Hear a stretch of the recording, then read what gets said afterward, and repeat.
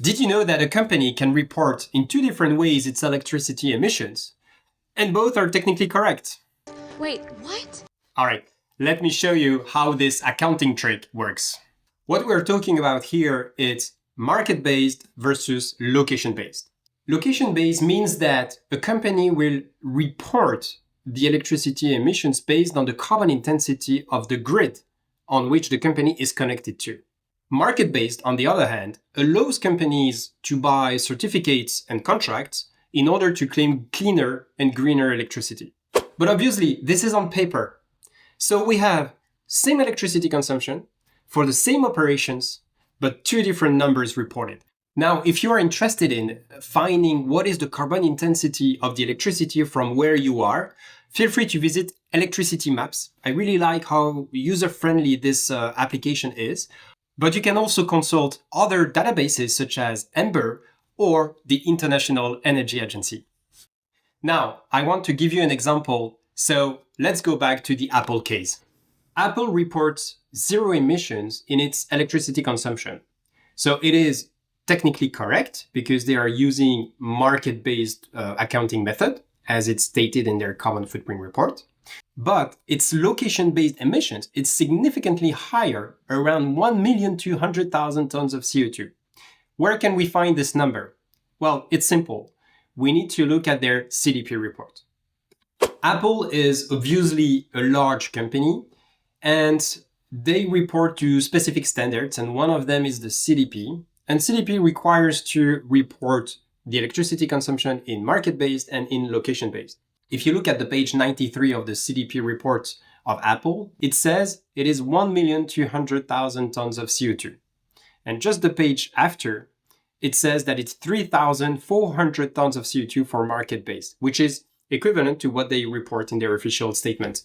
And this makes a huge difference, because if Apple reported in location-based, well, the carbon footprint of their corporate activities would increase by 1,200,000 tons of CO2, which is roughly 2/3 of the total CO2 emissions from their corporate footprint.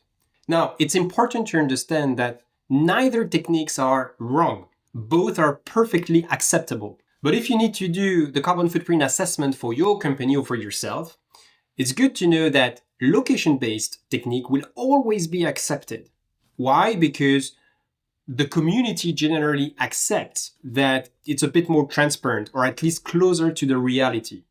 Whereas if you're using market-based method, that's fine, but most of the time, the framework will ask you to report as well the location-based numbers so that you can compare. And in the case of Apple, sometimes the difference is huge, so in terms of transparency, it's a bit better.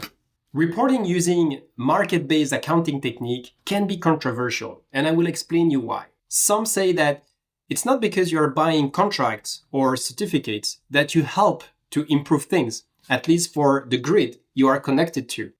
There are also arguments around the fact that some contracts or certificates are about electricity generated sometimes very far away from where your company is, and sometimes it's on another continent. And the last, but that is in my opinion the most important one, using market-based technique doesn't really reflect the reality, the real emissions emitted because of your consumption.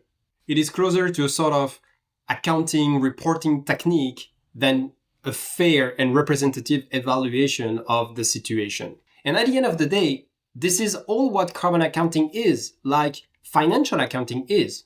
The objective is to show a fair and representative image of the situation. So when we are using market-based numbers without a bit of context and a bit of explanation, it can be misleading. Now, I have a question for you.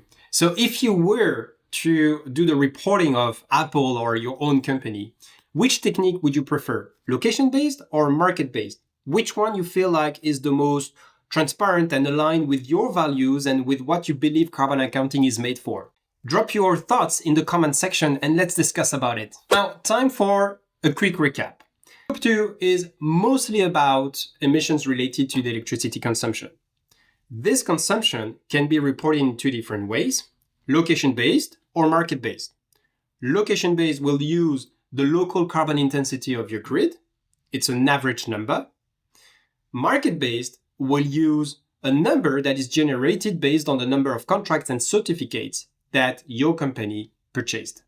And before I tell you more about another technique to reduce your carbon footprint, if you have found this video interesting, please hit the like button and feel free to subscribe to this channel so that together we can share more insights about climate change. Thank you so much.